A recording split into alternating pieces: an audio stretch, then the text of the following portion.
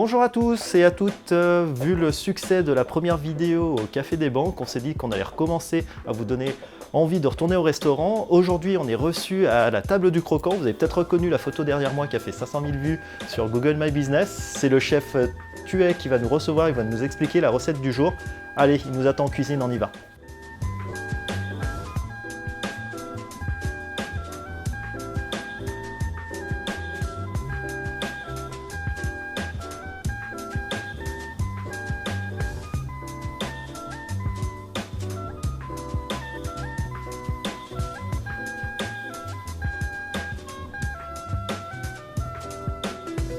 Salut chef. Bonjour, ça va? Ça va et toi? Ouais, bien, bienvenue. Avant de commencer, peux-tu nous expliquer où est-ce qu'on est? Nous donner un mot sur... On est dans le Vieux Carouge, on est dans un joli coin de rue du Vieux Carouge, devant l'école de Carouge, l'école de Titeuf, cette fameuse école de réputation internationale, je dirais maintenant. Puis juste en face, il y a mon petit restaurant, un joli bistrot, au coin de la rue, avec sa jolie terrasse, une maison. Ça fait combien de temps que tu es là, toi? Et bien, ça fait un peu plus d'une année, 13 mois, tout nouveau. Ok, super. Tout nouveau. Tout nouveau. Et qu'est-ce que tu vas nous préparer de bon? Là, on va faire un petit plat autour des produits de la saison, donc les figues. Des figues qui viennent de chez un ami à moi, qui habite à 2 pas d'ici, des petites figues qui poussent dans la petite rivière de Carouge, la Drise. Donc on va faire des figues braisées. Des figues braisées au vin blanc du coin, au vin blanc de Soral, en fond de la petite arbine. Avec une petite pâte sablée, un crumble, enfin on fait ça tout de suite. Allez, on te regarde. Alors les fameuses figues en question. On va faire une pâte sablée. Pâte sablée, sucre roux, poudre de noisette, de la farine et je vais aller chercher du beurre tout de suite. Le principe, c'est que tu bosses toujours avec tes copains qui sont du coin? Toujours, ouais. Le produit local, tout ce qu'on a le plus proche. Tu as toujours bossé comme ça, il me semble, hein, déjà dans des, Oui, dans les déjà restaurants que tu avais avant. Ouais. Déjà avant, ouais.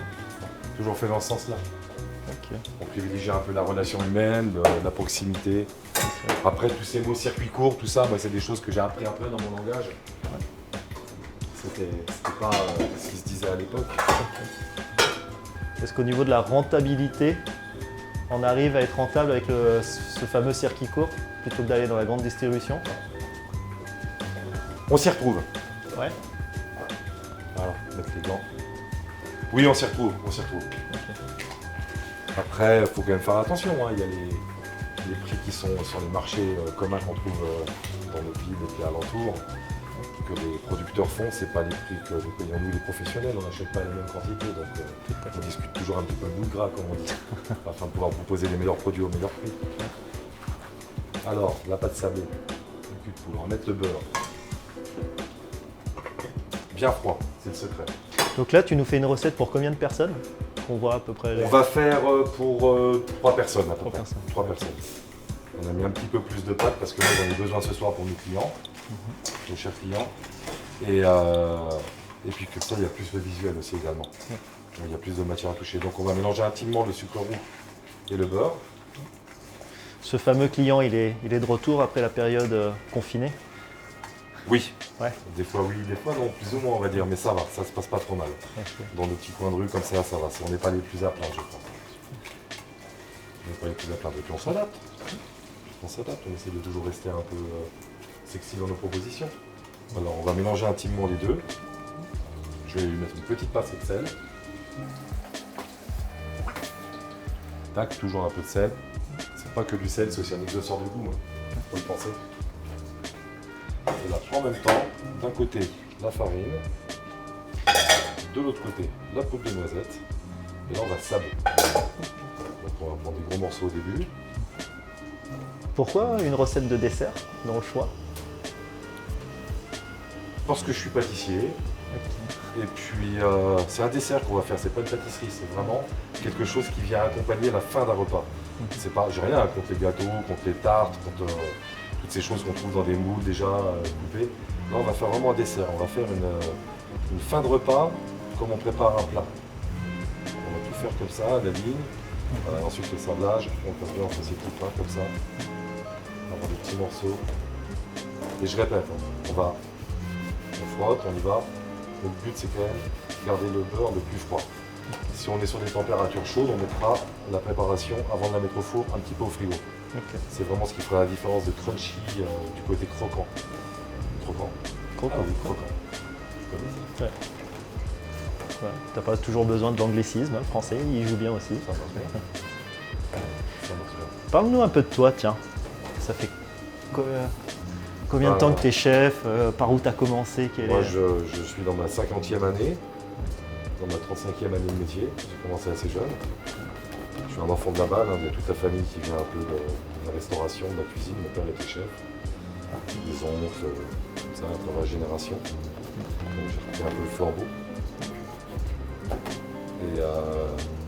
Et du fait d'avoir un père qui était chef un peu renommé quand même, sacrément renommé, ça mettait un peu la pression.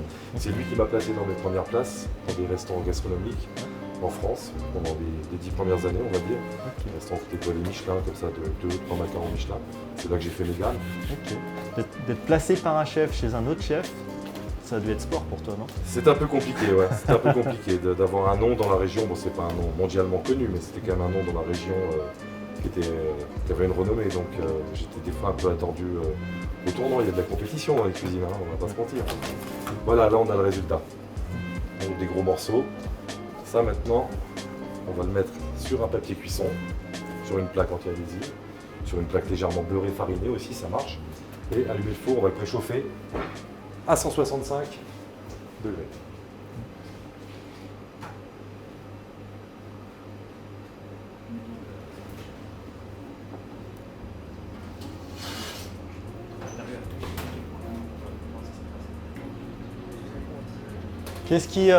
Qu'est-ce qui donne envie au chef tué d'aller dans sa cuisine chaque jour? Quelle est ta source de motivation dans ce métier de m'accomplir à travers ce que j'aime, hein, simplement, c'est plus qu'un métier, c'est une passion.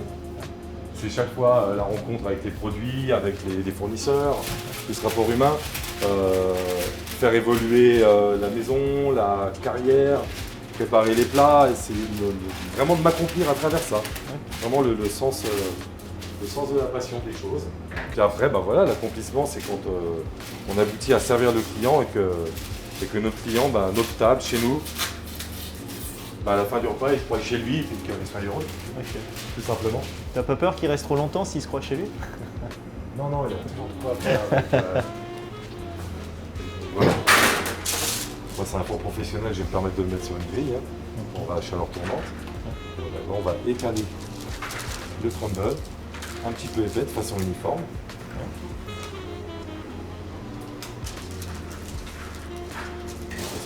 Comme ça, faire des beaux morceaux.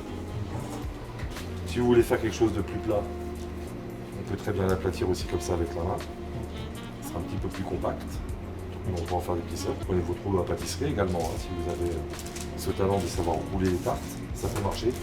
Mais complication, hein, quand même un peu de technique. On ouvre tout comme ça. Dans ce genre de pâte à crumble, on peut y rajouter des graines de sésame, de la cannelle, de l'écorce de citron, d'orange, des petites graines de lin, ça apporte toujours du goût.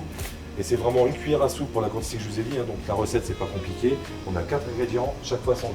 100 g de sucre, 100 g de beurre, 100 g de farine et 100 g de poudre de noisette ou de double d'amande et après une cuillère à soupe. Sésame, lin, citron, ça marche, et la pincée de sel. Comment t'es venu à la pâtisserie? T'as commencé par la pâtisserie J'ai ou commencé par la pâtisserie. J'ai commencé par la pâtisserie.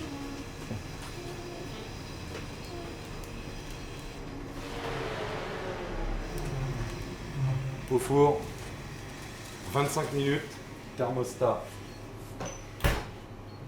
5 chez vous, 165 degrés. Okay. En chaleur tournante. Chaleur tournante. Et puis après, il y a une odeur qui va se dégager du four, ça sera signe qu'il faut aller voir. Commencer par la pâtisserie, oui, en boutique. Et puis après l'apprentissage, c'est quand même une certaine lassitude, des gestes répétitifs. Okay. Il n'y a pas beaucoup de créativité dans la pâtisserie. Enfin, à l'époque où moi j'ai commencé, hein, il y a une trentaine d'années, c'était L'éclair, c'est l'éclair, la religieuse, c'est la religieuse, il y a la tarte aux Ouais, alors pommes, qu'aujourd'hui, les spécialités maintenant, du patron, de la tarte de citron, on écrit citron. Aujourd'hui, il y a quand même plus de liberté, plus de créativité. Et moi, peut-être ça m'a enfermé à l'époque dans quelque chose qui m'a pas satisfait. Et donc, sachant comment ça peut se passer dans la cuisine au vu de la famille, je me suis dirigé vers la cuisine et où là, l'amplitude, c'est un autre métier, On est toujours à préparer à manger, on est toujours en métier de bouche, mais la pâtisserie va être une science où tout est pesé, calculé, millimétré. Tout est fait, les températures, y compris quand on fait des sucres ou du chocolat. En cuisine, on est plus dans la spontanéité, plus dans la créativité aussi, où on va prendre des oignons, une carotte et tac, on va faire une sauce avec un peu de métier également. Là, on va revenir à nos figues. Donc pendant que la pâte est au four, 165 degrés, 25 minutes, on va couper nos figues. 2/3. Et le petit chapeau qui va bien. Selon le nombre de plats et la générosité de ces plats, en fait, je mettais 1, 2 figues par personne, on sera déjà bien.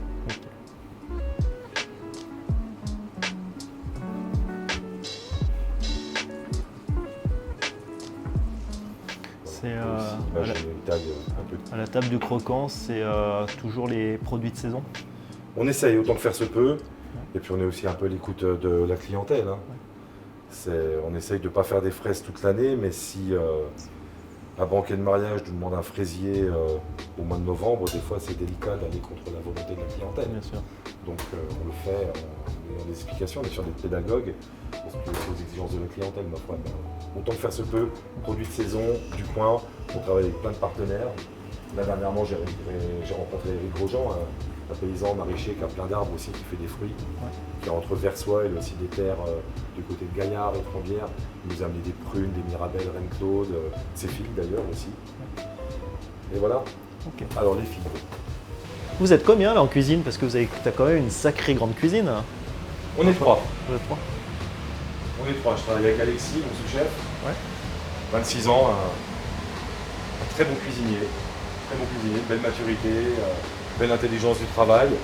J'ai un garçon de cuisine aussi, un gars extraordinaire, Ivan, une quarantaine d'années, passionné par le métier, il nous fait des entrées, même les cuissons des viandes maintenant, il nous entretient à la maison comme il faut parce que c'est quand même compliqué, il y a beaucoup d'exigences à ce sujet maintenant.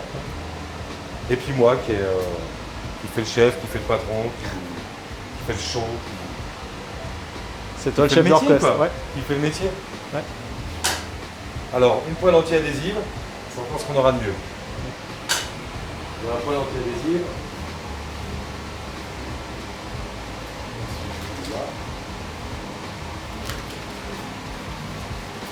on va mettre du sucre.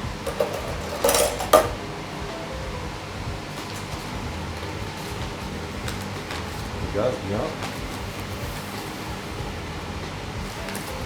2 bonnes cuillères à soupe de sucre. Ouais. Voilà.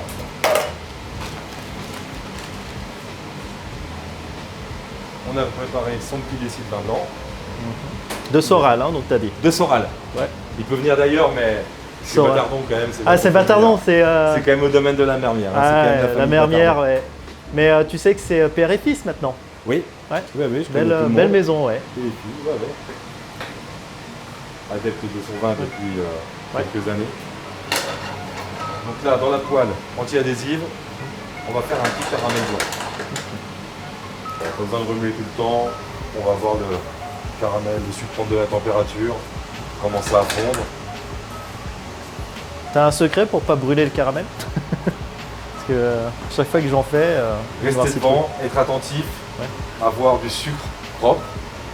Du sucre où on n'a pas mis une cuillère de farine dedans ou n'importe quoi. C'est le sucre, on appelle ça massé quand ça fait une boule comme ça. C'est qu'il y avait des grains d'impureté. Un petit peu de farine ou un petit peu d'amande. Des fois on mélange un peu les cuillères à la maison. Et également une cuillère propre parce que s'il y a la moindre impureté autour de la casserole, c'est ça qui fait. Tac, ça va cristalliser dessus. C'est ça, ok. Alors donc là ça commence à fondre. Ah bah ouais. Et c'est à partir de là que j'ai vraiment l'impression de ne plus faire de la pâtisserie. On va plutôt on va cuisiner le fruit.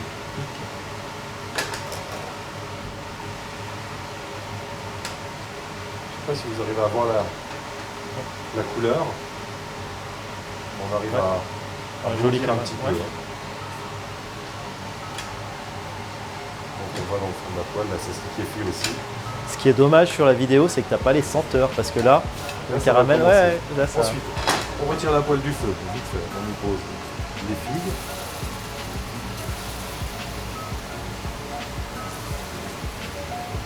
Le couvercle. Là, je vais faire un autre paillage.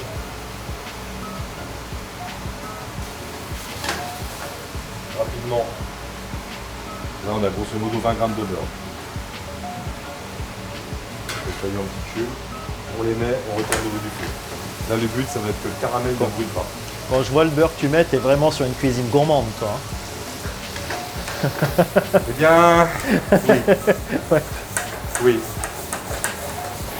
Mais je crois qu'on en revient à cette cuisine, non? Généreuse, Bien, gourmande. mais oui, la cuisine au beurre. Alors, Ouais.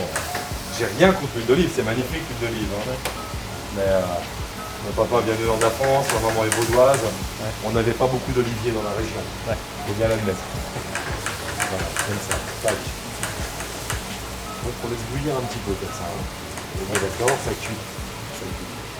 Donc c'est à feu plutôt vif, là, du coup, pour la... On va vif, ouais. Ouais. Avec le beurre. Ensuite, on prépare son couvercle. Le déci de vin blanc. Là, on fait le chaud, ça. Ouais. Ça flambe, c'est la classe.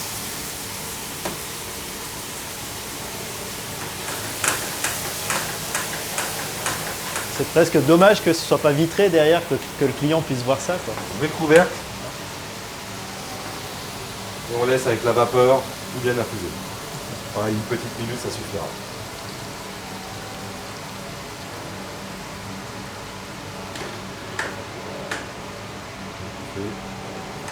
C'est de la figue, hein, c'est précieux la figue. Vieux légume la figue. Il y a des traces de la figue dans des livres d'histoire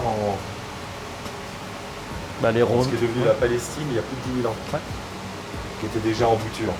Et là, on va adoucir la question. J'ai mis quoi? À peine un millilitre de crème.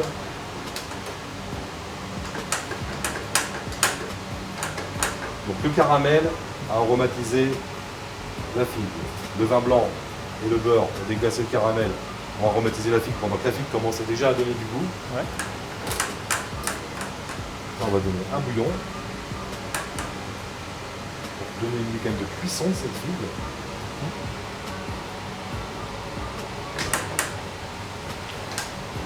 Le gaz, voilà.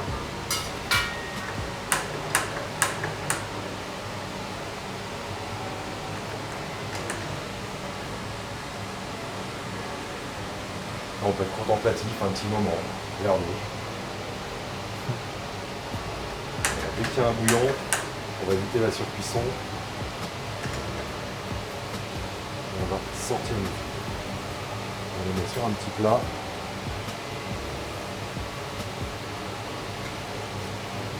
Pour les retours.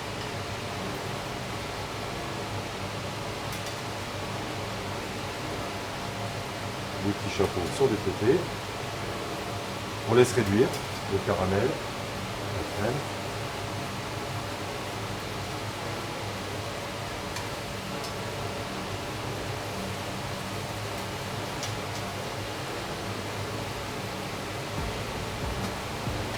À part ce magnifique dessert que tu es en train de nous préparer,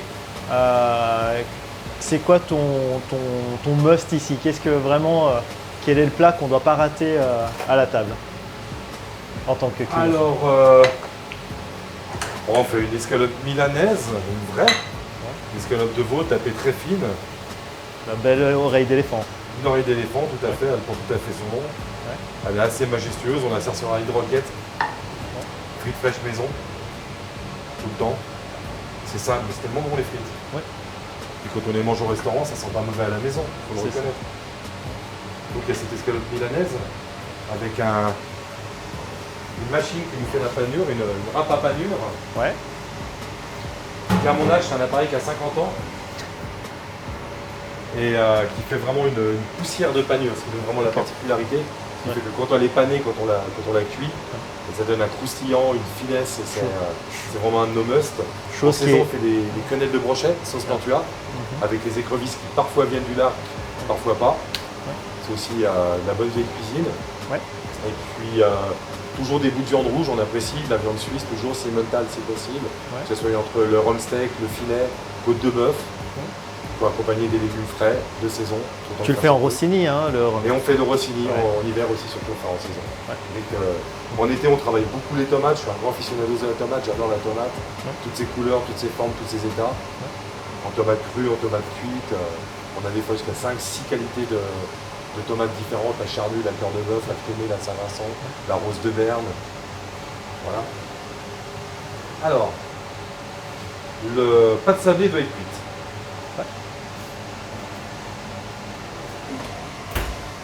Ça va pour vous? Ouais. Non, non. Il faut venir là. On peut la prendre, elle est sortie du four. Moi je me suis amusé à faire des petites choses qui ne seront pas forcément accessibles pour vous du premier coup. On va faire un peu la différence, on va mettre des anneaux. De toute façon, le but de l'émission, c'est qu'ils essayent à la maison et qu'ils se rendent compte qu'ils ont meilleur temps de venir Voilà. chez toi. Et ça, c'est tel que je l'ai posé dans le four. C'est sablé, il n'y a pas d'œuf, donc ça se découpe tout seul. Et croyez-moi que c'est croustillant. Voilà. Alors, Donc c'est presque un dessert vegan que tu nous as. Ah non, il y a le beurre. Mais, il y a du beurre, il y a de la végétarien, crème. ouais. J'ai la version végane. T'as la version vegan. J'ai la version végane avec mes amis de la crèmerie végane à la rue de la Ferme à côté, qui font des fromages véganes. Je sais pas, c'est du trompe-l'œil, non? Quand on a vu ça, du trompe-le-palais. Magnifique, moi je vous demande d'y aller juste par curiosité pour goûter des tomes, des pâtes à tartiner, des fromages de chèvre faits sur des bases il n'y a pas de produit animal, c'est du fromage vegan. Tu Pour t'y la es semaine du goût d'ailleurs, en septembre, on va faire des plats avec leurs produits. Ok. Donc tu t'y es mis, quoi. Enfin, tu proposes des plats, les véganes Alors, peuvent venir ici, parce qu'on a parlé de Moi, je fais viande, pas de tout ça. politique. Ouais, voilà, moi je fais pas de politique. Si c'est bon, c'est bon. S'il y a des idées, s'il y a de la création, si c'est bien fait, si l'affaire elle est bien menée, et surtout si c'est bon, c'est bon. Donc là, c'est pas du fromage, il n'y a pas de lait de vache, ni de chèvre, ni quoi que ce soit. Mais c'est bon, c'est vraiment bon, et ça ressemble à du fromage. Dès que je peux, j'en ai toujours un petit bout dans mon assortiment d'assiettes de fromage ici. Et croyez-moi que les clients, même les rondouillards, viandards qui boivent du rouge, tant qu'ils savent pas ce que c'est, ils ont aimé. Après, c'est des fois un petit peu réticents, ils font de la politique, hein, ils font des produits véganes. Mais c'est quand même c'est formidable, je le recommande. Alors on va passer au dressage. On va faire deux versions.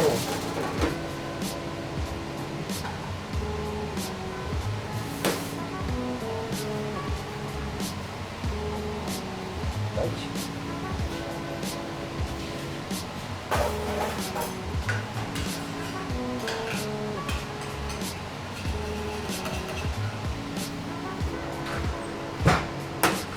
Donc, le caramel, la figue qui s'est un petit peu mi-temps, on voit les petits grains, on voit bien. Le vin blanc, de la crème réduite, on est sur une sauce, c'est du nappé, c'est onctueux.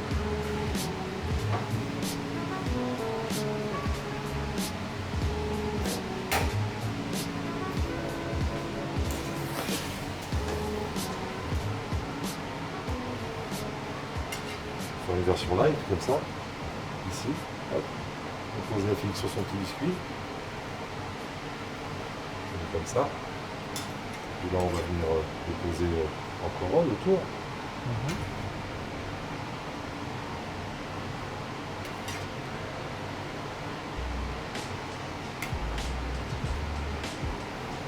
Vous remarquez, les figues, elles gardent un petit peu de tenue. Elles ne sont pas toutes molles. Ça garde un petit peu de son corps. C'est parce que tu les as saisies à vif ou c'est quoi qui a fait un... Parce que on ne les a pas laissés trop longtemps. D'accord. Je crois que l'astuce, elle est vraiment là. Il ne faut pas les laisser trop longtemps. Mais à l'œil, et même sans expérience, je dirais, on le voit, ça se voit, on le sent. On va mettre celle-là au milieu. Comme ça. Là, on est bien. On crame bien.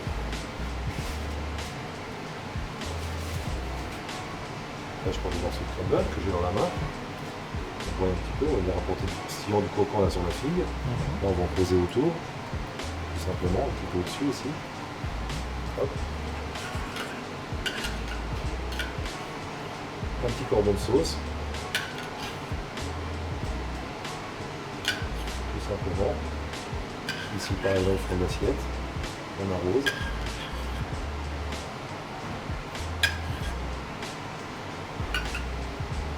Et puis on va mettre un peu de glace vanille. Hein. Ah, forcément. Quand même. On va mettre un petit peu de glace vanille. Qui est faite maison ou tu te fournis Non, j'ai pas les instruments ici pour faire la glace malheureusement. Alors on se fournit au Glacier des Alpes, qui est en France, juste à côté avec Creuseuil.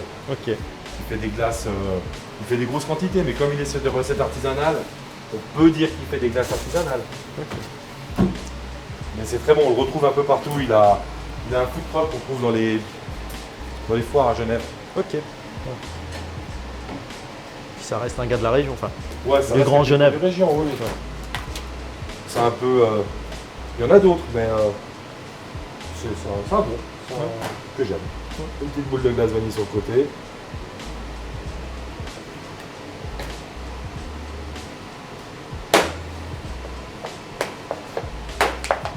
Je donne ici, je vais mettre un peu de cuillère.